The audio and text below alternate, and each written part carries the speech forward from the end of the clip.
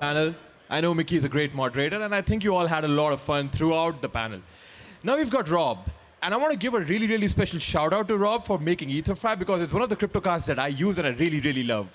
So Rob's like the co-founder and the chief growth officer at EtherFi, and I'm going to give the stage to him so he can talk all about it and share EtherFi in all its glory with the things he's got. All the best, Rob, and we'll see you on the other side. Thank you, sir.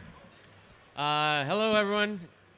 Thanks for joining, all 12 of you, but it's going to be a really good presentation. So, just a quick note, I'm going to talk a bit today about EtherFi. What we're doing at EtherFi, we're building a banking alternative. And so what I mean by that is any banking action you currently take, we want to enable that all on-chain. So whether that's spending money in real life, sending money to someone, investing money, we want that all to be able to be done on-chain through EtherFi. So just a quick high level for those who do not know EtherFi. You can go to the website, it's ether.fi. We also have an app on the iPhone and Android. It's super easy to start. Couple minutes, you'll get up and going and can start using it. So we're one of the 10 largest protocols on Ethereum. Market's down, so I think this number's at like 7 billion now, but we have over 7 billion in assets deposited. And so at EtherFi, you can deposit your ETH, USD, Hype, BTC, pretty much any asset on crypto we're going to have on the platform. And you can either spend those, earn yield on those, or borrow against them. So we have 4 products. We have stake, liquid, cash, and then we're coming out with trade. Stake, think of stake as like T-bills. So low risk, you can earn returns on any of your crypto assets. So USD is paying 4.5%. ETH is at 3%, and then BTC is at like 2%. Liquid is what I like to explain as like a managed mutual fund or managed ETF. So you can put your ETH, BTC, or USD in one of these, and there's managed strategies. So our USD fund's currently yielding around 10%. BTC's at like 3.5 or 4%, and then ETH's at 6%. You take a little more risk, but you get more returns on that as well. Our cash product is a Visa credit card that you can spend in your everyday life. So it's literally just a Visa credit card that you go and you kind of tap and spend. I'll pull one out here. Hold on one sec. So it just looks like a Visa credit card, normal card. You just tap it, and automatically it's going to pull from your safe. And you can either spend stable coins directly, or you can borrow against your crypto. We have a flat borrow rate of 4%. So a lot of people don't want to sell their BTC or sell their ETH. You can hold that, borrow against it, and spend in real life, which has been a really, really big use case for us. And then trade is it's basically going to be hyper liquid. We're working with their builder codes, so you'll be able to trade perps, spot, etc. We're also going to bring on stocks and commodities, so buying metals or whatever you might want to. So again, the idea is bring on any asset that people have. So if we do our jobs right, I think our biggest competitors in 3 to 5 years are Coinbase, Robinhood. They're just coming in it from like a more regulated custodial nature, where we're coming at it from a crypto native non-custodial nature. Our cash product has had really explosive growth. So we're doing about $2.5 million of volume a day in spend, which is super exciting. We're about 8 months old at this point. So it's super new still, but the use case has been really killer and people have really been enjoying it. I think the biggest thing that we see is people borrowing against their crypto. A lot of people, again, don't want to sell their Bitcoin, don't want to sell their ETH. We allow you to continue to earn yield and spend against it in real life.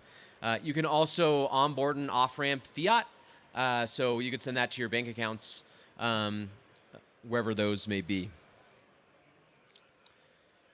I had mentioned this earlier, but we have both an Apple and Google app.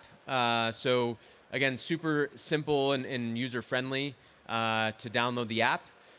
Our goal is that everything that you do banking currently, it can be done on the mobile phone. So this is a really big focus of us. I think one thing crypto's been really, really bad at is the user experience. Like if you go on and it's kind of foreign, right? You download a wallet and you connect it and you hit some buttons and like maybe some money goes somewhere. And so like I think the nerd in us enjoys that. but there's no way we onboard more people into the ecosystem without getting better user experience.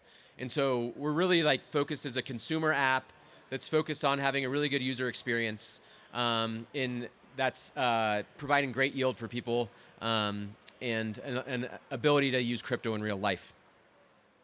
The Google app just came out about 4 weeks ago, so we're still adding functionality there, but like the basic functionality is there. The Apple app is out there. You can add it to Apple Pay, tap and pay and go, and it's really super easy anywhere Visa is accepted. So we have 3 main products that I was kind of talking about. So one of the important ones that we kind of measure is TVL, which is total value locked. So we're over 3 million ETH in the protocol now. Like I said, I think ETH price is down bad, but denominated in ETH, our protocol is at its highest TVL ever, which is great and super exciting. A lot of that has been driven by the liquid products and the cash products. The liquid products, again, you can just put your money in there, and you start to earn your yield back while you can just watch it earn yield. So it's actually really, really nice. On the card side, so we have over 70,000 cards that are active. What is defined as an active card is anyone who's spent in the last 90 days. Of that, we have about 22,000 that are active weekly. So that means people who are using it basically as their primary card and spending, pretty primarily on it. I think that I was just on a panel and talking with Caitlin Long, who build a crypto bank basically in the States.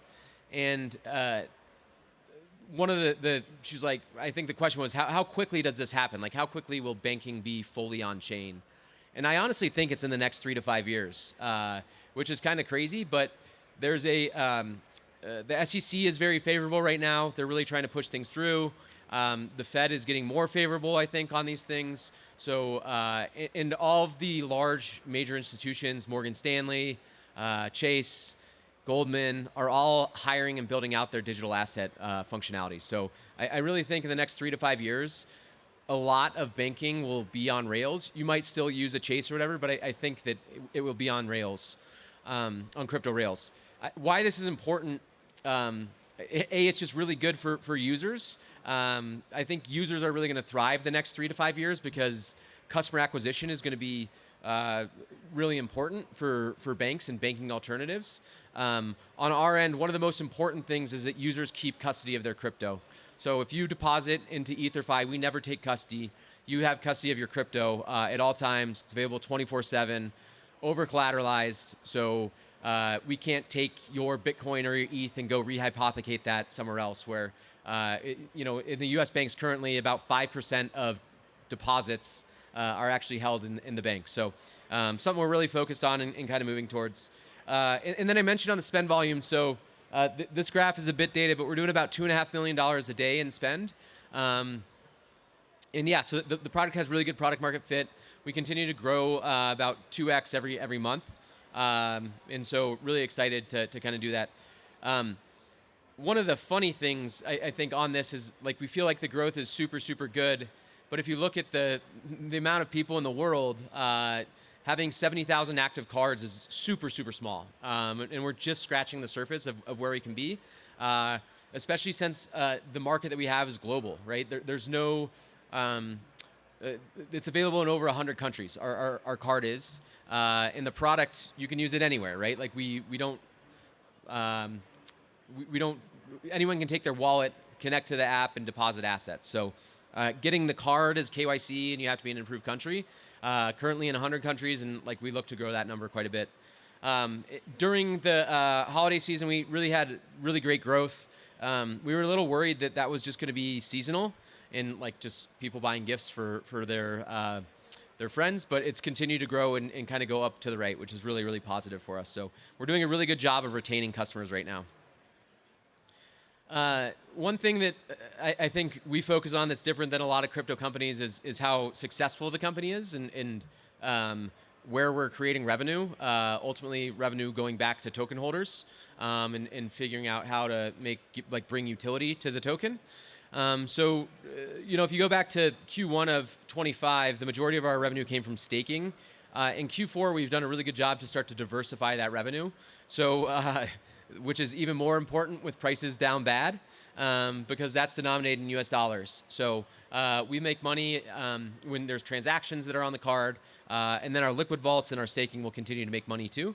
So we did about $50 million last year in revenue. We were super profitable.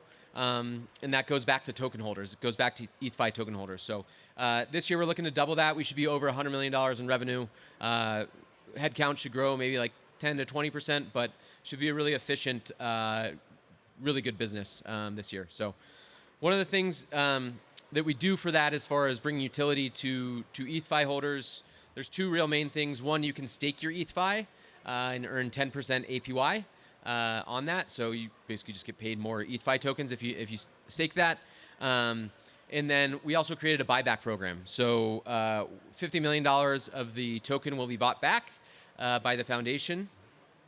Currently, I think we're at like 15.5 that has been bought back, and we're committed to bring back $50 million of the tokens. So I think a lot of crypto companies aren't really clear on where value is going to accrue. Is it going to be the equity holders or the token holders? For us, it's the token holders, 100%. That's where all the value will accrue.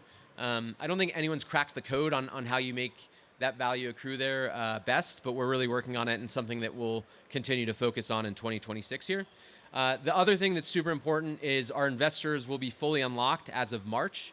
So I think one of the things that people get scared of is, hey, is there more token float that's going to come on and dilute me and just makes it risky if people just come on and sell. So that last unlock will be in March. There's just one unlock left. So that's really, really bullish, I think, for the company. So yep, and this is the staking that I was talking about. About 15% of the circulating supply is staked currently. So that's it. Thank you much. I think I can ask a couple. Anybody have no, cut off. No, I'm off. Thank you. If you have any questions, I'll be over here. See ya.